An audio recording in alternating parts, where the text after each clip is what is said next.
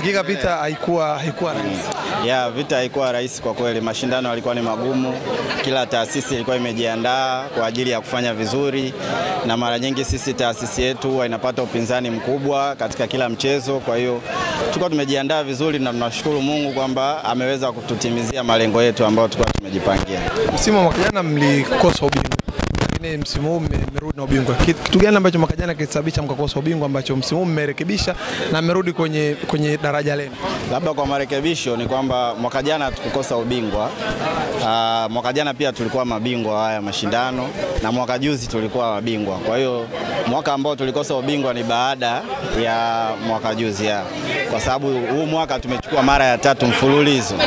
Kwa hiyo huu ilikuwa ni muendelezo tu, tumejiandaa, tumetetea ubingwa wetu ambao tumeuchukua sasa, imekuwa mara ya 3 mfululizo. Kwa hiyo nilikuwa narekebisha tu, haikuwa mwaka jana kwamba tulikosa, ila mwaka jana pia tulichukua.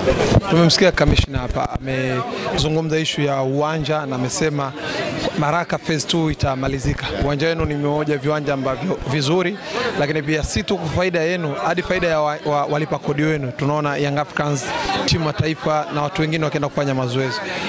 Amesema ni kwa ajili yenu, lakini pia ni kwa ajili ya TRA United kufanya mazoezi, na ikiwapendeza zaidi unaweza pia kutumika kwenye mchezo ya ligi kuu. Furaha kubwa kiasi gani kuona mnaenda kuikamilisha phase 2 ya uwanja wenu? Kwa kweli tunamshukuru sana kamishina wetu kwa ahadi hiyo. Kwa kweli sisi kama watumishi, kizungumzia kwa upande wetu ni kitu kikubwa sana, kwa sababu kwa sasa hivi kulingana na majukumu yetu ya kikazi, asilimia kubwa huwa tunamaliza kazi saa 11 na nusu mpaka saa 12.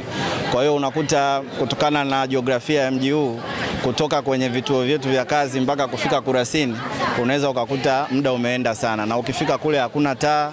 Kwa hiyo unafanya mazoezi kwa muda mfupi sana. Kwa hiyo uwepo wa taa, upanuzi wa ule uwanja, facilities zingine kama gym na vitu vingine vitasaidia kwa kiwango kikubwa sana kuimarisha afya za watumishi. Watapata muda mrefu wa kufanya mazoezi bila kuwa na hofu ya kuwahi kutoka kazini, ambao sasa ndio imekuwa changamoto kubwa kwa sasa. Kwa hiyo kwa hilo kwa kweli sisi tunafurahi na tunamshukuru sana kamishna kwa ahadi hiyo.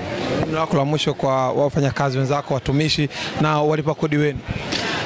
Kwa watumishi kwa kweli mimi natoa rai tu kwa watumishi washiriki sana katika michezo. Michezo ni afya. Ukiwa na afya njema itakusaidia hata katika ufanyaji wako wa kazi. Tuwe na mwamko mzuri katika michezo kama tunavyoona. Inasaidia katika vitu vingi, inasaidia kujenga afya, inasaidia pia kuitangaza taasisi yetu katika mambo mbalimbali. Lakini kwa upande wa walipa kodi, tuendelee tu kuwaomba waendelee kulipa kodi kwa ajili ya maendeleo ya nchi yetu. Shukrani. Asante sana.